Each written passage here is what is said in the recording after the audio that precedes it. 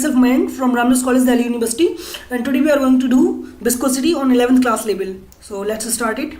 We will try to finish it as fast as possible.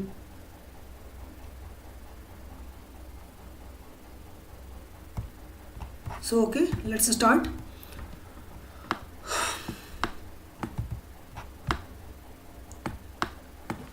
The property of liquid. What is viscosity?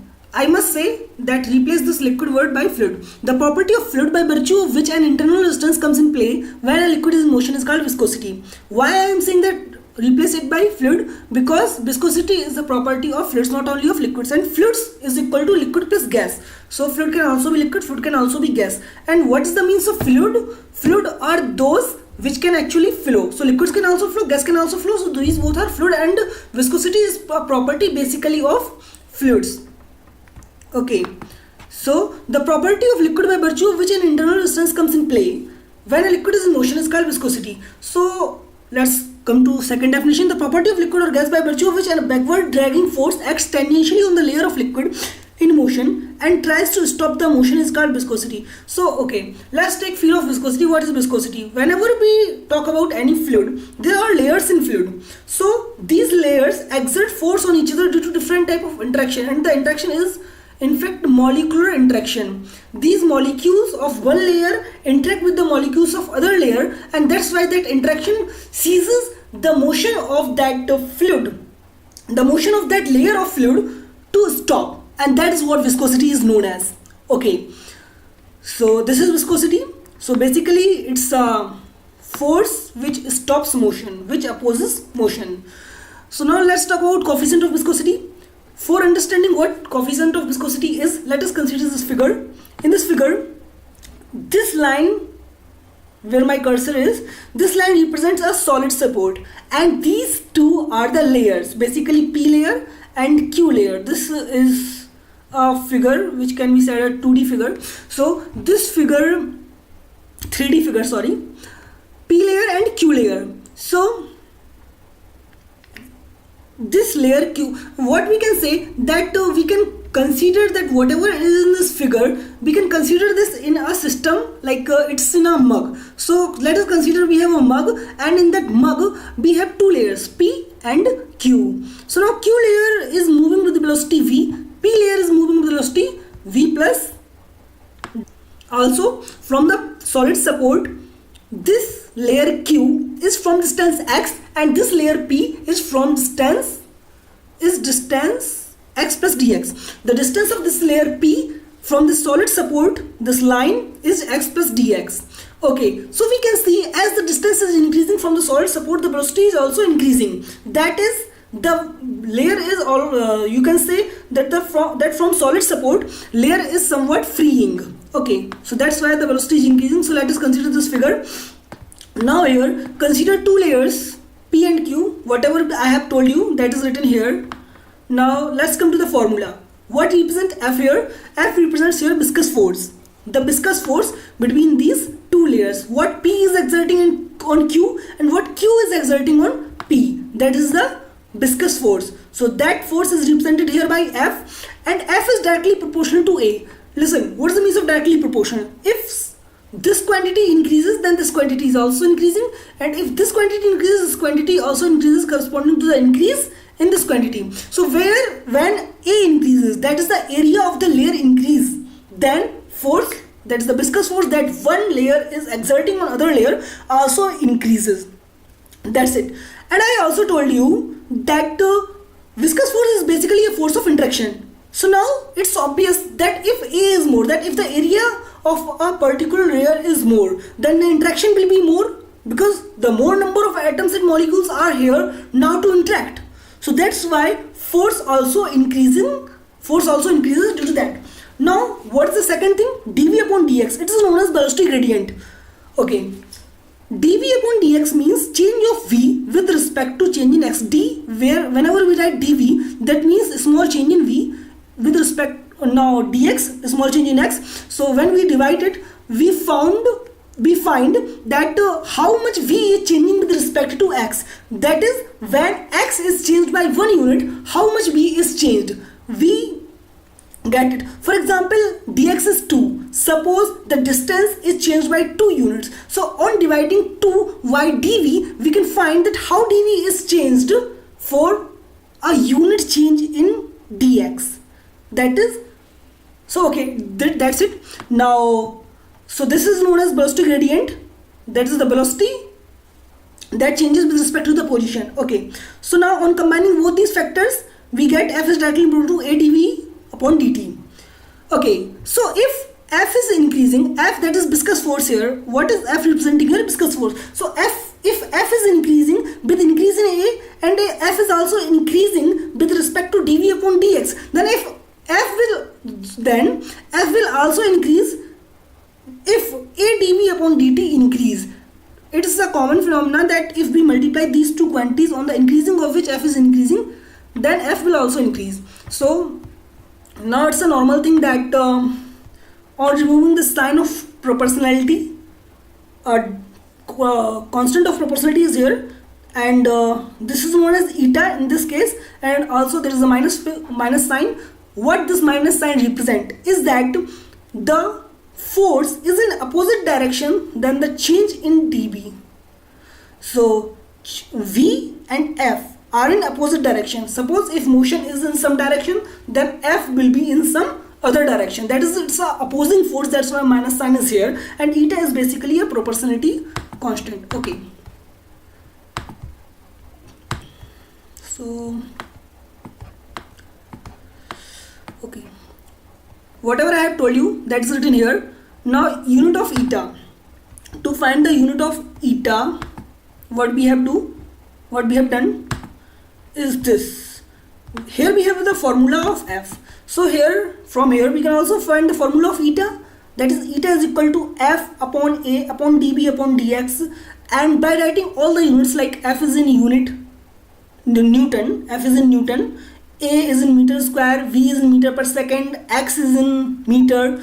So by writing all these, what we can find? We can find the unit of eta. And the CGS unit of eta is Poise. Why Poise? Because it is confirmed by scientists, so they have done it. We cannot do anything in this.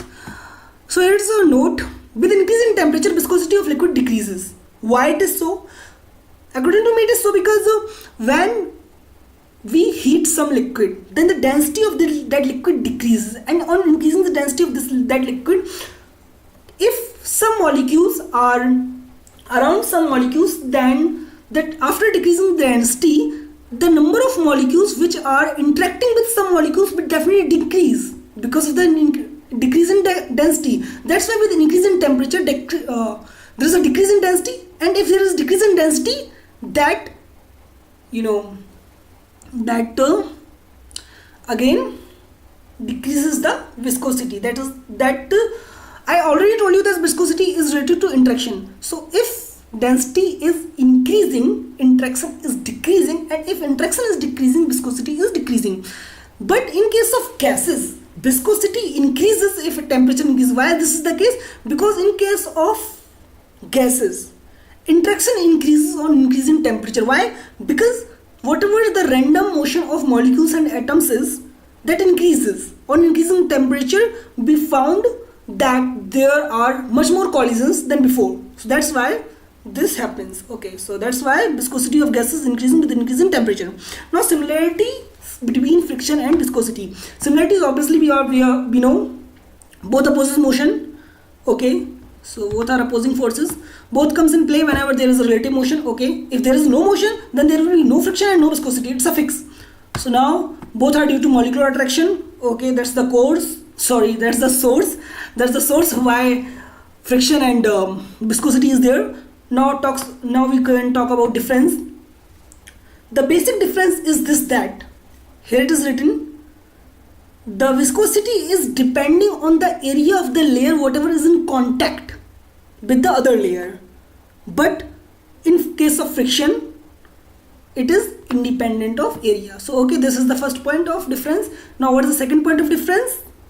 Okay, viscosity depends upon temperature but friction doesn't. Simple. Okay, here we come. Terminal velocity. What is terminal velocity? Let's read. When a spherical body not a spherical body. I think if any body falls to a viscous fluid, then it experiences a viscous force. Okay. The magnitude of viscous force increases with the increase in velocity of body falling under the action of its weight. Okay. So what it is saying, whenever some body, may it be spherical, cuboidal, cubical or whatsoever, when it falls in a medium viscous fluid, then it experiences a viscous fluid. Here we are taking spherical body because we will use that in derivation of this velocity. That is the terminal velocity about which we are talking here. So that magnitude of viscous force increases with the increase in velocity. Why this is the case? This is the case because if the velocity is increased, the interaction is increased. Means it interacts with more number of atoms and molecules. Every atom and molecule interact with more number of atoms and molecules if the velocity of that body is increased. So okay, this is the case. Now what is written here? So if the velocity is increasing, then the viscous force is also increasing. So what happens? A time comes when this velocity becomes constant. Means the velocity is constantly increasing, but a time will come that then this velocity will become constant, and that constant velocity is known as terminal velocity. Okay. So Stokes law, we will talk about Stokes law. Whenever a spherical body attains the terminal velocity, then according to Stokes, viscous force on body is given by F is equal to 6 pi eta RV. Okay. What is eta? We know that it's constant of proportionality. What is R? R is the radius. So Stokes law is basically only for spherical bodies. Why it is only for spherical bodies? Because here we are using the term R, and it is only for spherical bodies because it is made so. So what is Stokes law? Stokes law is when a body is falling in a fluid and it has attained the terminal velocity, that is the constant velocity that is attained by these bodies. Whenever they fall in the fluid, that terminal velocity is attained. Then on attaining that terminal velocity, what is the force? That is 6 pi eta RV. Okay, so this is the force. Now again we can find the dimension of eta, unit of eta, and that will be the same that we have done already. So now expression of terminal velocity. For finding the expression of terminal velocity, first of all let us watch at this figure. What is this figure? This is basically a spherical body. This is falling in this fluid. This is the weight acting downward on that spherical body. This is the upthrust. What is upthrust? Upthrust is basically a force when a body is placed in some fluid, then it actually replaces that fluid. So fluid also had some weight. So due to the replacement of that fluid, a force is exerted in upward direction on that body, which is equal to the weight of that fluid which has been replaced by the body. So okay, let's suppose the density of the fluid is sigma, the density of the spherical body is rho. Then we can balance these three forces. Whenever the system is in equilibrium, that is, whenever the system is in equilibrium, then we can equate these three forces. W minus U is equal to F. W minus U is equal to F, or F plus U is equal to W. So with the help of it, we can find the formula of V. Too simple. 2r square upon 9 eta rho minus sigma G. So it's okay, it's so simple. Now according to the formula, now here what we are doing, we are just trying to look at the formula, that is V. What V is here? V is terminal velocity, is directly proportional to R square. That means that bigger the body, that's bigger the drop. If we are talking about drop, if the body is drop, then so bigger the drop, bigger the velocity. We can see it obviously, like if a bigger drop is falling from sky, then its velocity might be more. So why this velocity is more, we can find the reason here, because the terminal velocity that it has attained is directly proportional to R square, and bigger body obviously have bigger radius. Okay, so it is also directly proportional to difference in the two densities. One very interesting fact come here is that the difference between the two densities, if suppose this is negative, what does this mean? This means that suppose if the density of the fluid in which the body is falling is more than the density of the body, then what will happen? It will go upward, and that is exactly what happens in the case of balloon gaseous balloon. Okay, we say that if there is a gas in balloon, that is hydrogen gas, then we can say that density of hydrogen is less than that of air. So that's why it is easily raised in air. So it's so simple. That's all about viscosity in 11th class. So okay. Thanks for watching this video. Thank you.